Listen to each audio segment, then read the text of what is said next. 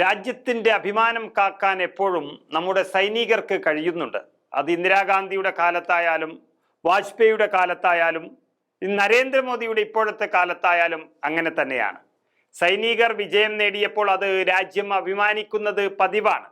എന്നാൽ നരേന്ദ്രമോദിയെ ഇങ്ങനെ അതിമാനുഷികനാക്കി വെക്കുന്നത് ഒരു നാണക്കേടായി മാറുകയാണ് രാജ്യത്തിന് എന്ന് പറയേണ്ടി വരും.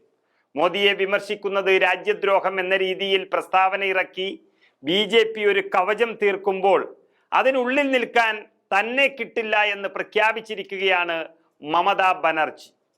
കേരളത്തിന്റെ മുഖ്യമന്ത്രി പിണറായി വിജയൻ അടക്കം നരേന്ദ്രമോദിക്ക് മുന്നിൽ പഞ്ചപുച്ഛമടക്കി നിൽക്കുമ്പോൾ പ്രധാനമന്ത്രിയെ എടുത്തിട്ട് കുടയുന്ന മമതാ ബാനർജി വ്യത്യസ്തയാവുകയാണ്.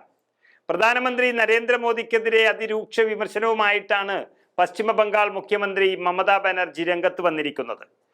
മോദി സംസാരിക്കുന്നത് പ്രധാനമന്ത്രിയെ പോലെയല്ലെന്നും മറിച്ച് ഈ രാജ്യത്തെ BJPയുടെ പ്രസിഡന്റ് എന്ന നിലയിലാണെന്നുമാണ് മമതാ ബാനർജി തുറന്നടിച്ചത്.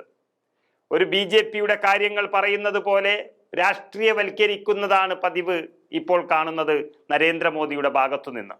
ഓപ്പറേഷൻ ബംഗാൾ നടത്തുമെന്നൊരു പ്രസ്താവനയാണ് മമതയെ ഏറെ ചൊടിപ്പിച്ചത്.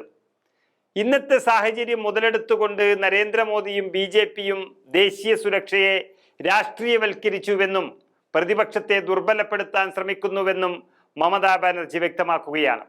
മമത മോദിക്കും BJPക്കുമെതിരെ തുറന്നടിച്ചത് ഇങ്ങനെയാണ്: BJP ജുംല പാർട്ടി നേതാവിനെ പോലെയാണ്.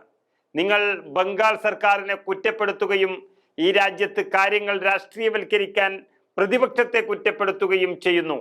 നിങ്ങൾ നുണകൾ മാത്രം പറയുന്നു, ഈ രാജ്യത്തെ കൊള്ളയടിക്കുകയും ചെയ്യുന്നു.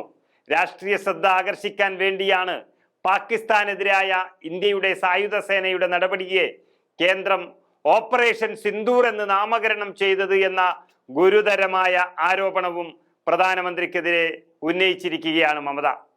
പ്രധാനമന്ത്രിയുടെ സാന്നിധ്യത്തിൽ ഓപ്പറേഷൻ സിന്ദൂർ പോലെ ഓപ്പറേഷൻ ബംഗാൾ നടത്തുമെന്ന് BJP പറഞ്ഞത് ഒരു വെല്ലുവിളിയായി സ്വീകരിക്കുന്നുവെന്നും മമതാ ബാനർജി നരേന്ദ്രമോദിയെ ഓർമ്മിപ്പിച്ചു.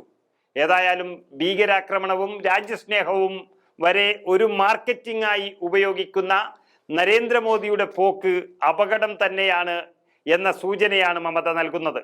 എന്നാൽ അങ്ങനെ വിട്ടുകൊടുക്കാൻ തയ്യാറല്ല എന്നാണ് അവരുടെ തീരുമാനം. പാകിസ്ഥാനോടുള്ള ഇന്ത്യൻ ജനതയ്ക്കുള്ള വൈരാഗ്യമാണ് മോദിയുടെ രാഷ്ട്രീയ വിജയമെന്ന് മനസ്സിലാക്കിയാണ് BJP ഇതിനെ ഒരു വിൽപ്പന ചരക്കാക്കി മാറ്റിയിരിക്കുന്നത്.